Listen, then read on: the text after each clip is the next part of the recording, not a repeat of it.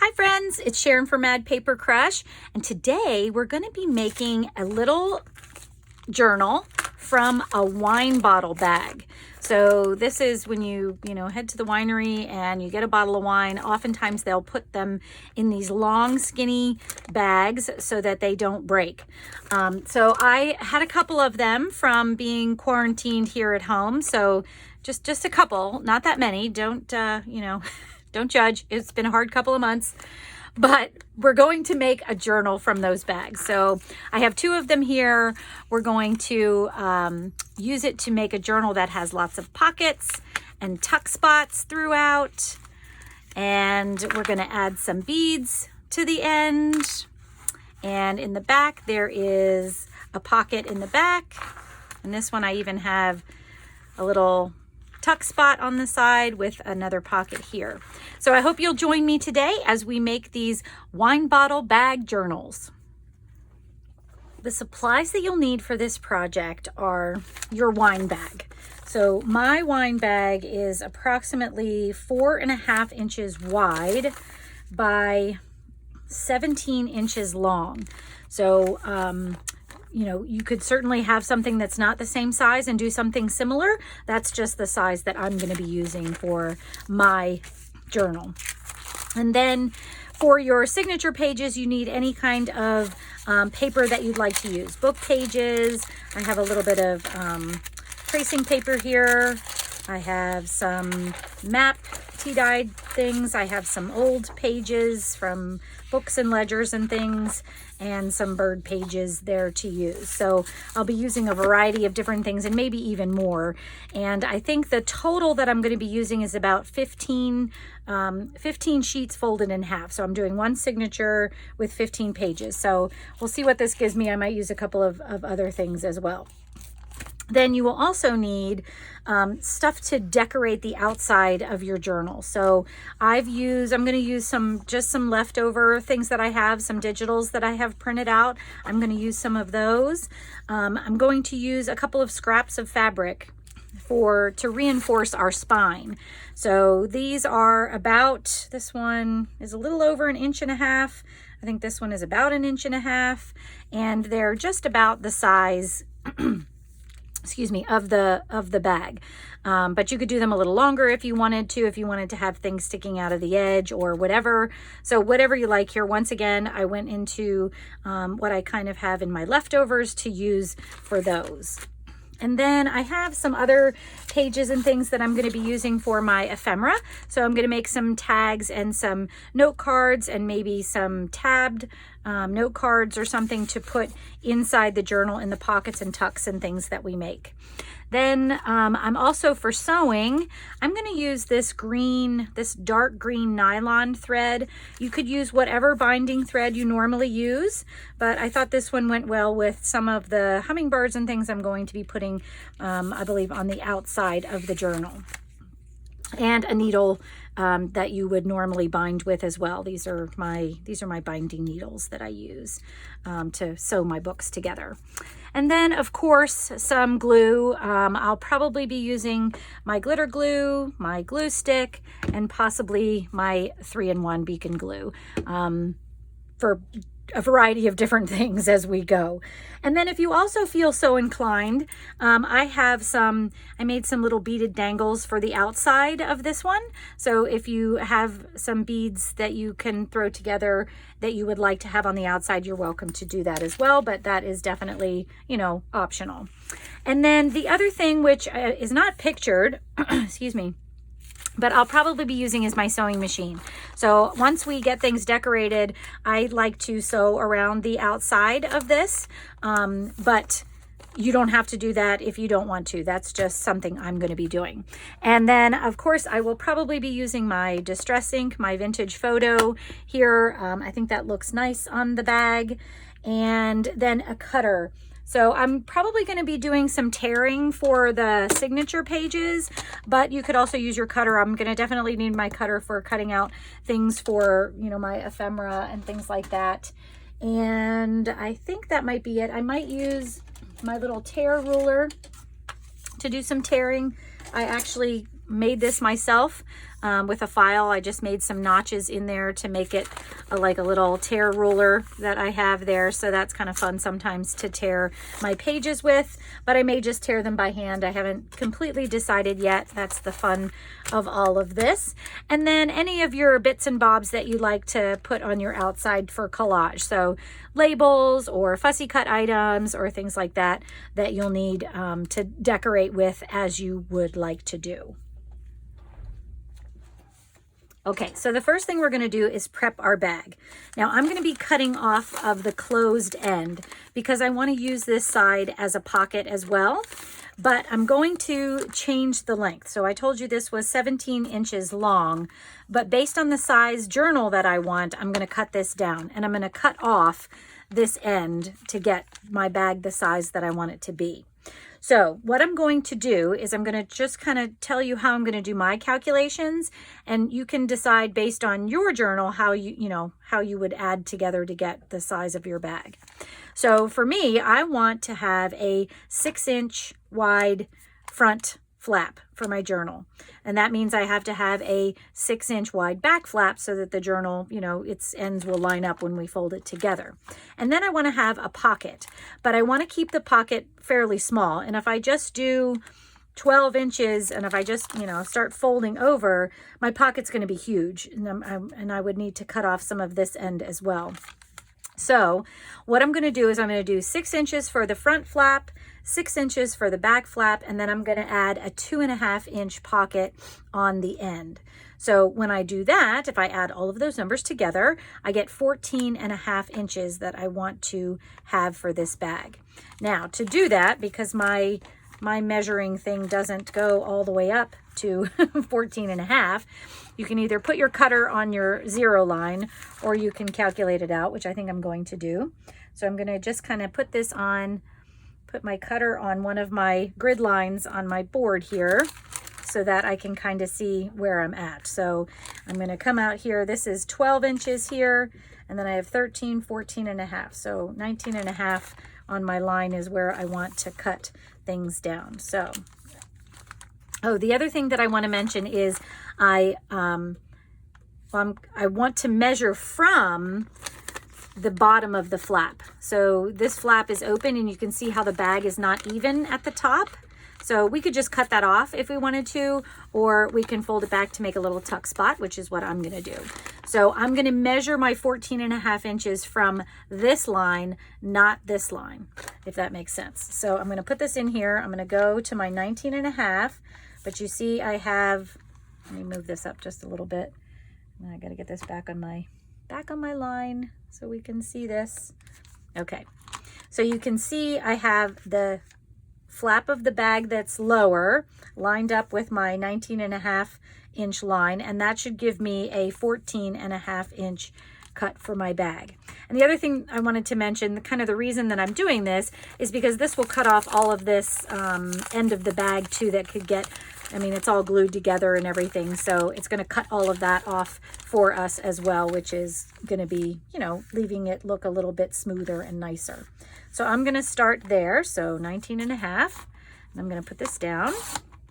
So you can see when we cut that off, it cut that whole piece off, which is good. And then I have this left, which should be 14.5 inches from here to the end, which it is. So that's good. So now I can start my folds. So to fold, I'm just going to fold over my front flap 6 inches. So I'm going to measure my 6 inches out, and that's going to go right here, measuring 6 to 12. And I'm going to line up the sides and fold that over. So I have my front flap, which is now at 6 inches, and you can see I have this little bit left over, which is fine. And to get it even, I think I'm just going to make a little crease here so I kind of know where it needs to go. And then we'll fold this in.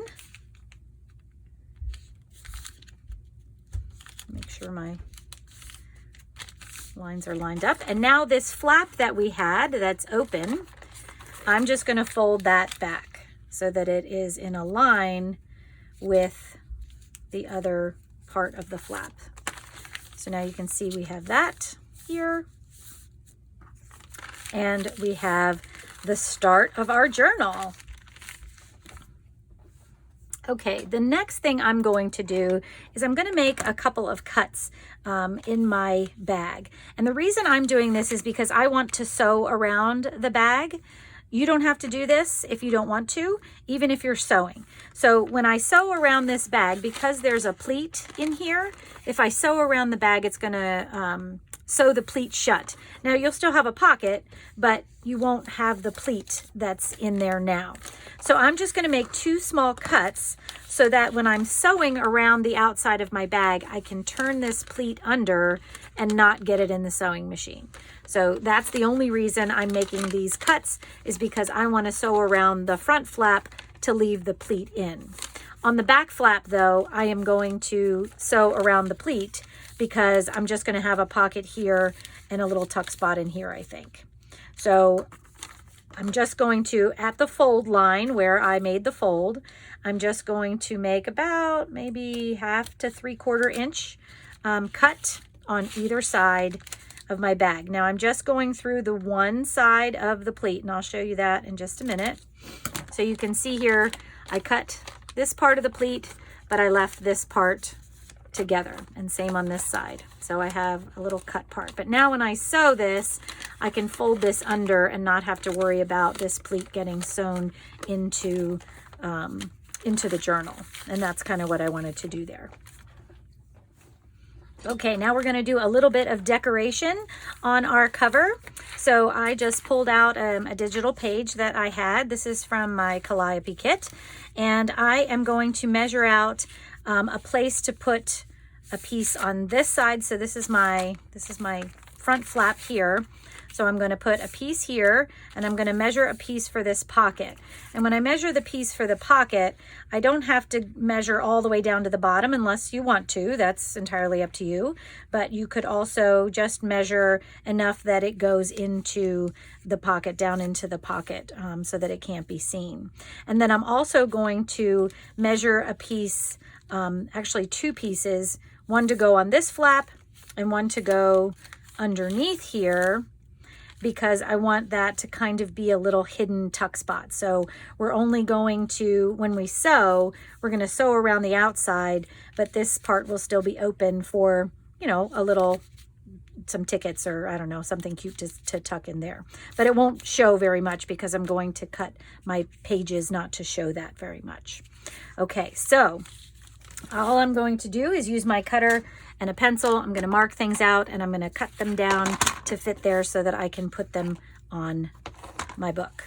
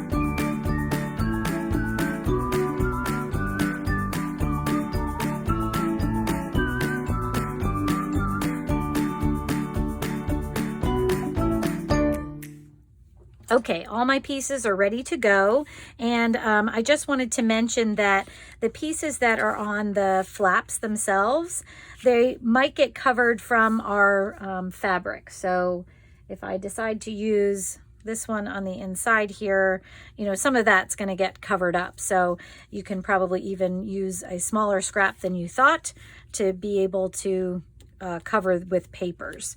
So now that I have all my papers cut to where I want them to be, oh, and I also just wanted to mention that I cut one piece to kind of fill this space, and I'm going to put this one down first and then put this one on top so that you can see a little bit of the bag peeking out here. And I kind of like that as sort of your indication that there is something, you know, going on here. So all I'm going to do now is I'm going to get my distress ink out, and I'm going to distress around all of my pieces.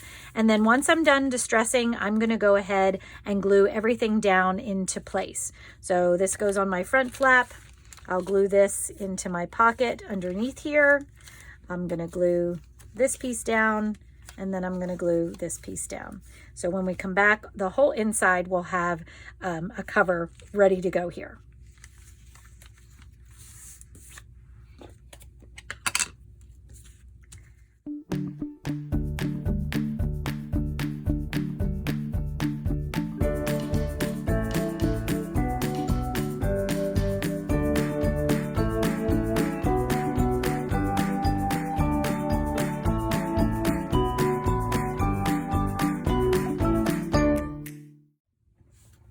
And one more thing before I glue, I am also going to distress my bag.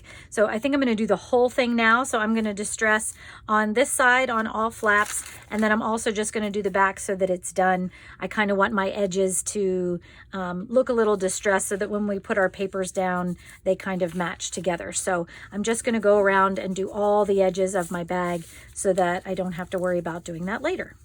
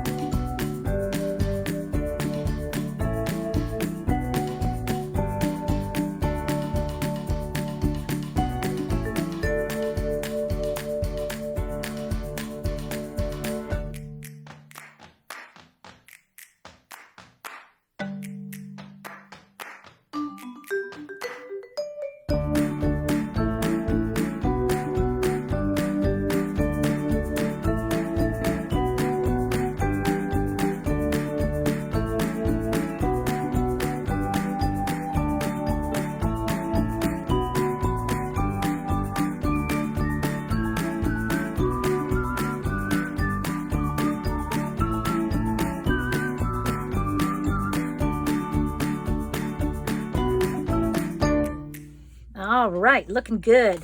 So now we're going to decorate the outside because I want most of the decoration done on the outside before I sew. So I'm just going to make sure that I have this right side up when I turn it over here. And what you do on here, once again, is entirely up to you. You can do, you know, you can do anything you want to. You can put anything on here. And I think what I'm going to do is I'm going to use a just a variety of different scraps that I have in my bin to decorate the outside of this. So I'm just going to set this on go, and you can just kind of watch what I do to decorate the outside.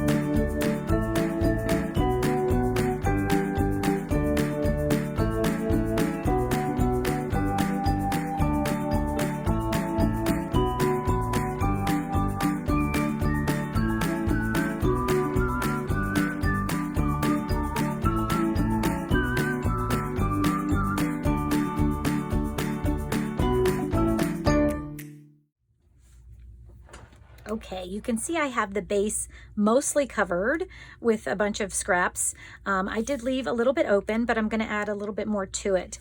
Before I do that though, I just wanted to mention that you just want to watch, if you're covering the back and the front like I did, when you go across the fold, you have to remember, once again, we're going to be putting you know, a piece of fabric down. So if you're looking for like a piece to come out on both sides, you know, just make sure you're aware of that. And certainly when you're doing this type of collage, it doesn't, you know, matter. But if you're looking for, you know, a certain aesthetic or balancing things out, you just want to look at that. So now the next thing I'm going to do is I pulled out a couple of pieces that I might put on top, and then I'm probably going to grab a couple more, but I'm just going to add a couple of finishing touches. I pulled out a label. I pulled out just some little bits of ephemera. This is like an advertisement for Pear's soap. And then I have some hummingbird stickers here that I think I'm going to use, since my inside has some hummingbirds. I want to be able to tie that all together. So I'm just going to go ahead and finish this up and we'll get it going.